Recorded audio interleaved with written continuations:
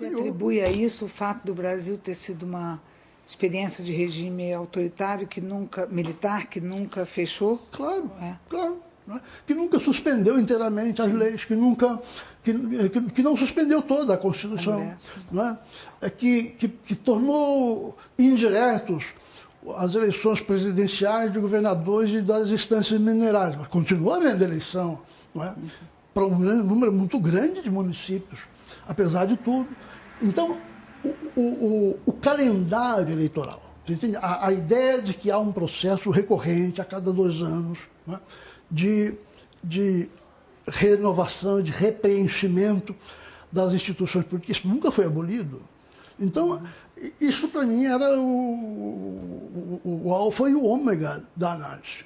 Isso levaria, portanto, mais cedo ou mais tarde, como eu já disse, já usei essa expressão, a uma situação de impasse no colégio eleitoral, que foi o que veio acontecer em 84 e 85. É importante você lembrar, Helena, quando veio o colégio eleitoral, o checkmate era de uma absoluta nitidez, porque ele estava nas 2 candidaturas.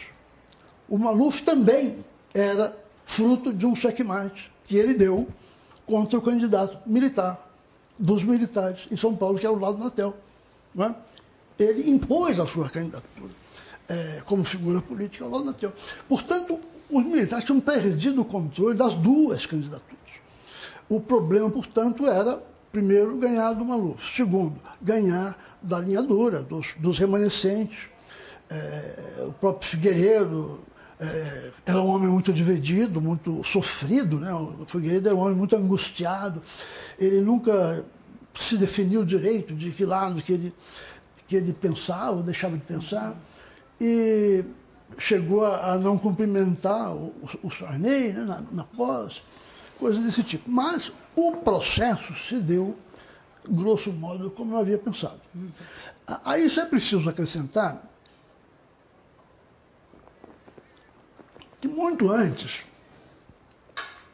do colégio eleitoral, fatos da maior importância vinham acontecendo dentro do próprio Exército que representavam esta luta entre os mais institucionalistas e os mais porra loucas. Né? O general Geisel tomou o cargo do Silvio Frota, né? Falou, o cargo é meu, e demitiu. Foi literalmente assim. Né? O Silvio Frota era o ministro da Guerra, na época.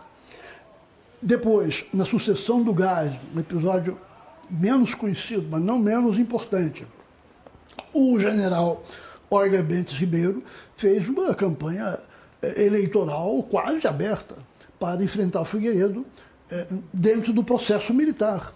O general Euler viu Deus e todo mundo aí no Brasil para expor o que ele pretendia e nesses contatos todos ele sempre dizia que ia concluir a redemocratização do país e que não tinha conversa e dizia com todas as letras, não faz sentido uma instituição militar se envolver neste grau na política do país.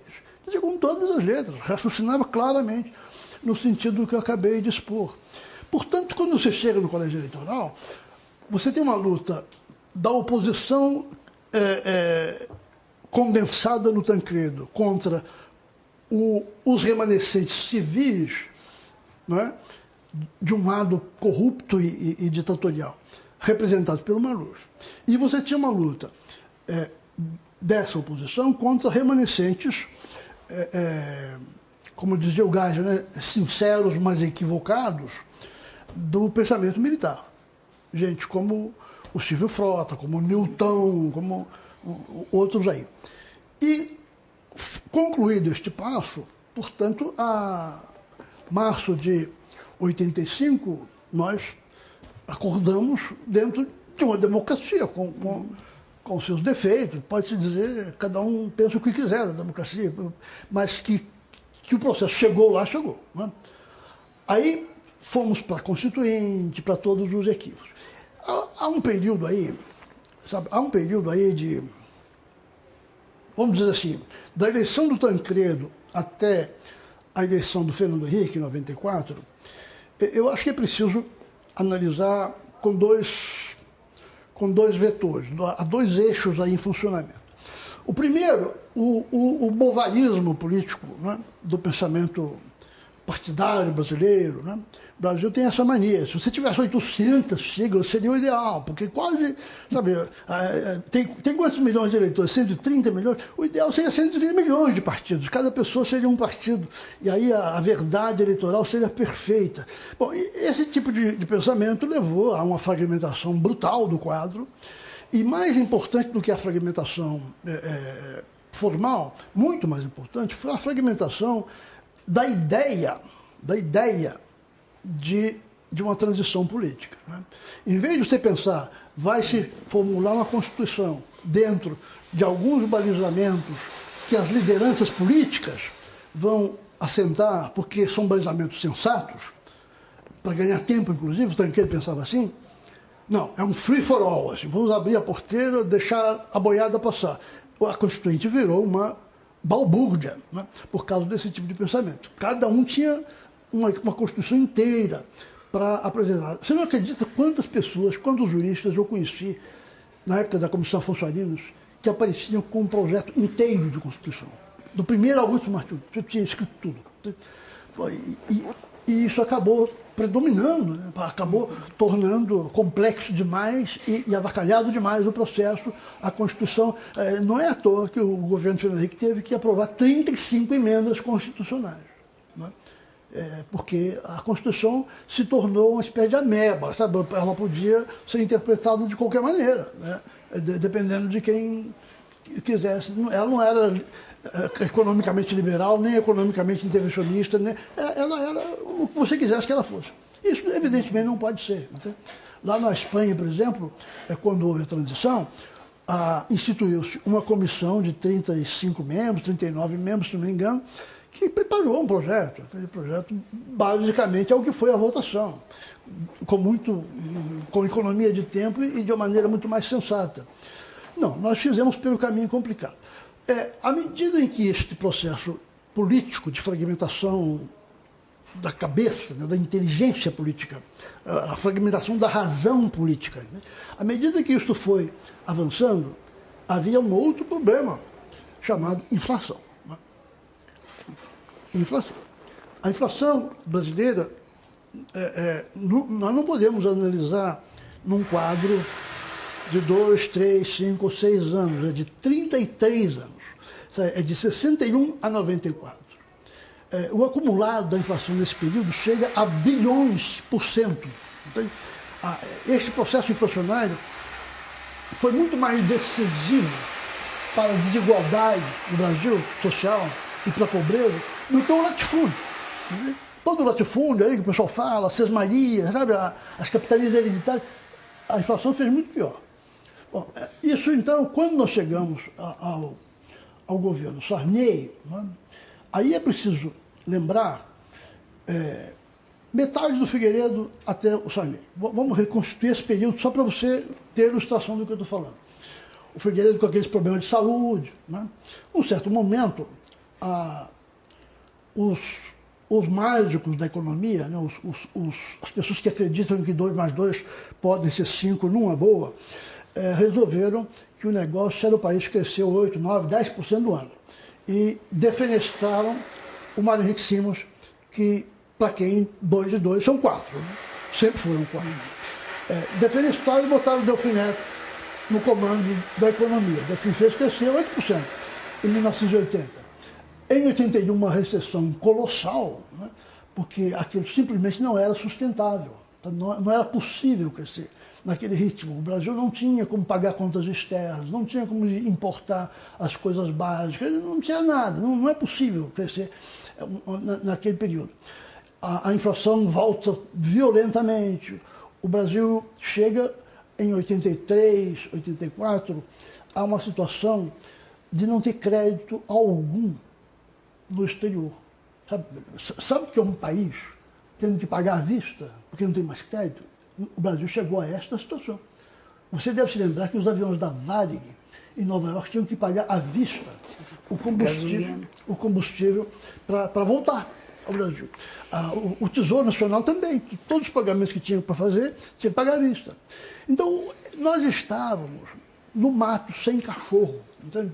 Por consequência das loucuras dos anos anteriores, inclusive do general Geisel.